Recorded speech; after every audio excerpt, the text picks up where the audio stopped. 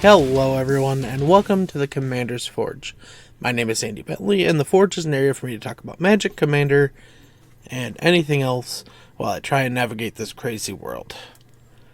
Now, in particular, I want to talk about the aftermath leaks that have been being talked about online, mostly to say that I have been avoiding them, and I will not be looking at them. And I've went as far as blocking some people that have been. I understand why those people are choosing to do that, because they're trying to stay ahead of other people. That's just not the way I want to roll.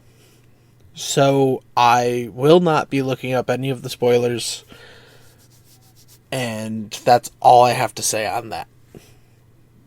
Now, in other better news, Minneapolis is coming up. I have my hotel booked. I have the days off that I need. I have most of the decks built. I'm waiting on 10 cards that are in the mail. And yeah, I'm excited to go and see some friends that I haven't seen in a while and make some new ones. So if you're going to be there, feel free to find me. I'm sure I'll be around other people you'd be looking for anyway. And feel free to ask me for a sticker, because I still have plenty of them. Now, that said, I am in that state of, that trip's coming up, I need to save money. So for the next couple of weeks, it's just going to be putting gas in my car to get to work, and working as much overtime as I can, because, let's face it, I am a poor boy from a poor family. Yes, I know. That said, I'm not really doing a whole lot. I've kind of been just relaxing at home with the dogs, and, surviving. So, yeah, that's about all there is for this little itty-bitty update. And I will be right back, where I talk about a deck. I know, shocker. But I'll be right back. Hey, I just want to take a minute to tell you about my Patreon. I know times are hard for everybody, and I know it isn't easy to shuffle around bills and stuff. Believe me, I know that. But if you would like to help support the podcast and me, you can find the links to my Patreon in my link tree, which is always put into the description of either the video or the audio, wherever you're listening to it. It would really mean the world to me. Honestly, I'm just struggling to make ends meet most weeks. But that's it. That's all. If you want to help, the links will be where you can find them. And we're back. Now, for today's deck, I want to talk about a card that I ended up building after my Commander League that I played towards the end of last year, at the beginning of this year. So, I want to talk about Raff, Weatherlight Stalwart. It's a 1/3 human wizard for a white and a blue. Whenever you cast an instant or sorcery spell, you may tap 2 untapped creatures you control. If you do, draw a card. And for 3 white creatures you control, get +1/+1 and vigilance until end of turn. So in building this, I wanted to focus on what I call my 2 main subcategories, and then a third smaller subcategory. Because I know, especially with Spellslinger decks, you can kind of run into this thing where if you just hit certain spells, your deck doesn't do anything. So yeah, let's get into it. First up, let's talk about tokens, which was kind of where I leaned with this to begin with.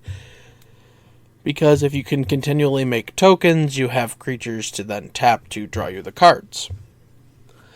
The first card that I really threw in here because of this is Rabble Rousing, which is 4 and a white for an enchantment. It has Hideaway for 5. And whenever you attack with one or more creatures, create that many 1/1 green and white citizen creature tokens. Then, if you control 10 or more creatures, you can play the exiled card without paying its mana cost. The main reason it's in here is because it's a repeatable way to make anywhere from like 1 to 4 tokens. And then the next turn, it can double that. So it's just a continual way to get more tokens into play. But then we get into the creatures that I really thought of when I first put this deck together. First up, we have Talrend, a Sky Summoner, which is a 2/2 Merfolk Wizard for 2 blue. Whenever you cast an instant or sorcery spell, you create a 2/2 blue Drake creature token with flying. Tura Kennerud, Sky Knight, is 2 white blue. She's a 3/3 human knight with flying. Whenever you cast an instant or sorcery spell, create a 1/1 white soldier creature token. Murmuring Mystic is 3 and a blue for a 1/5 human wizard. Whenever you cast an instant or sorcery spell, create a 1/1 blue bird illusion creature token with flying. And then we have Ancient Gold Dragon, 5 white for a 7/10 Elder Dragon. It has flying. And whenever Ancient Gold Dragon deals combat damage to a player, roll a d20. You create a number of 1/1 blue fairy dragon creature tokens with flying equal to the result. So the goal is to continually have extra creatures on board. Now, the next grouping of cards that I wanted were cards that were going to draw me cards regardless of if I had the creatures to tap to draw extra cards, and some card selection with that. So I have all of the usual suspects: the Ponder, the Preordain, the Opt, and the Serum Visions. They're all a single blue mana. They have different varying degrees of scrying, drawing cards. But going in order, we have Ponder, single blue, sorcery. Look at the top 3 cards of your library, put them back in any order. You may shuffle, draw a card.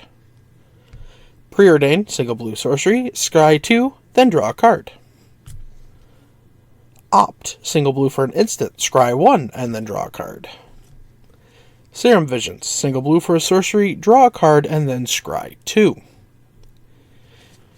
And then because of the way Raff's ability works, you cast Serum Visions, say, you tap 2 creatures, you draw a card, then you draw a card and scry 2. So if you cast one that scries first, you will draw a card and then scry 1 and then draw a card. But to add to this, a newcomer to the single mana cards that I like to draw cards with is Consider. It's a single blue for an instant. Look at the top card of your library. You may put that card into your graveyard and then draw a card. And then we get into some of the card selection options. First up, we have Otherworldly Gaze. Single blue mana, instant. Look at the top 3 cards of your library. Put any number of them back into your graveyard and the rest back on top of your library in any order. And it has flashback for 1 and a blue. Telling Time is 1 and a blue for an instant. Look at the top 3 cards of your library. Put one of those cards into your hand. Put one of them on top of your library and one on the bottom of your library. And then finally we have Curate. 1 and a blue for an instant. Look at the top 2 cards of your library. Put any number of them into your graveyard and the rest back on top of your library in any order, and then draw a card. So, the main gist here is cheap spells, draw cards. Essentially, we never want to be empty-handed. And then we get into what I like to call my protection suite, which is a mix of, well, counter spells, a creature. So let's just get into it. So, as for the creature, that is Essior, Wardwing Familiar, 1 and a blue for a 1/3 bird with flying, and spells your opponents cast that target one or more commanders you control cost 3 more to cast. It has partner, but it's just here as a little extra protection for Raff. Then we have what was one of my favorite ways to protect Raff during the league itself, and that's the bounce spells. So Rescue is a single blue instant. Return a permanent you control to its owner's hand. Alchemist's Retrieval is a single blue instant with Cleave. So return target non-land permanent you control to its owner's hand, but if you pay the Cleave cost of 1 and a blue, you can just return a target permanent to its owner's hand. Geistwave is 1 and a blue for an instant. Return target non-land permanent to its owner's hand. If you controlled that permanent, draw a card. Snap is 1 and a blue for an instant. Return target creature to its owner's hand. Untap up to 2 target lands. And Blink of an Eye, 1 and a blue. As kicker for 1 and a blue. Return target non-land permanent to its owner's hand. If the spell was kicked, draw a card. Now I do have one straight up protection spell, and that is Dive Down. It's a single blue for an instant. Target creature you control gets +0/+3 until and hexproof until end of turn. But the majority of my protection also just comes from not letting stuff happen. So we have Disdainful Stroke, 1 and a blue for an instant counter target spell with mana value 4 or greater. An offer you can't refuse, a single blue for an instant counter target non-creature spell. Its controller creates 2 treasure tokens. Scatter Ray, 1 and a blue for an instant counter target artifact or creature spell unless its controller pays 4. And Negate, 1 and a blue counter target non-creature spell. Now, obviously there are more, but I don't necessarily need to go over every counter spell in the deck. I do kind of want to round this out with just a couple of the utility creatures that I actually run. And we'll start that up with the one that's the hardest to pronounce. Grazilax, Illithid Scholar. 1 blue for a 3/2 horror. Whenever a creature you control becomes blocked, you may return it to its owner's hand. Whenever one or more creatures you control deal combat damage to a player, draw a card. I don't really think I need to go into further detail on how that's good. I can rebuy my non-token creatures, and if I have creatures that are tokens that are blocked, but I've paid for Raff's ability to give them vigilance, I can then tap them while casting an instant to draw some cards and then bounce them, and no harm, no foul. Archmage Emeritus is 2 blue for a 2/2 human wizard with Magecraft. Whenever you cast or copy an instant or sorcery spell, you draw a card. Pretty straightforward. And then the last one I want to touch on is Intrepid Adversary. 1 and a white for a 3/1 human scout with lifelink. When the Intrepid Adversary enters the battlefield, you may pay 1 and a white any number of times. When you pay this cost 1 or more times, you put that many Valor counters on Intrepid Adversary, and then creatures you control get +1/+1 for each of these counters on the adversary. So, one of the things I have found playing this deck is finding the right balance of you want to have enough white lands to activate Raff's ability and do other things, and enough blue mana to do the things that Raff wants you to do. So far, I think I've found the right mix, but, time will tell. That will do it. I hope you all have a wonderful day, and I will see you next time. Thank you for listening. All of my links can be found in my link tree in the description below. I would like to thank Ian Foss and Cody Mulpey of the band The Crypt for allowing me to use music for my opening and ending, along with Nate and Erica Jacobs for making my original logo. And I would also like to thank Christina McNichol for creating my new logo.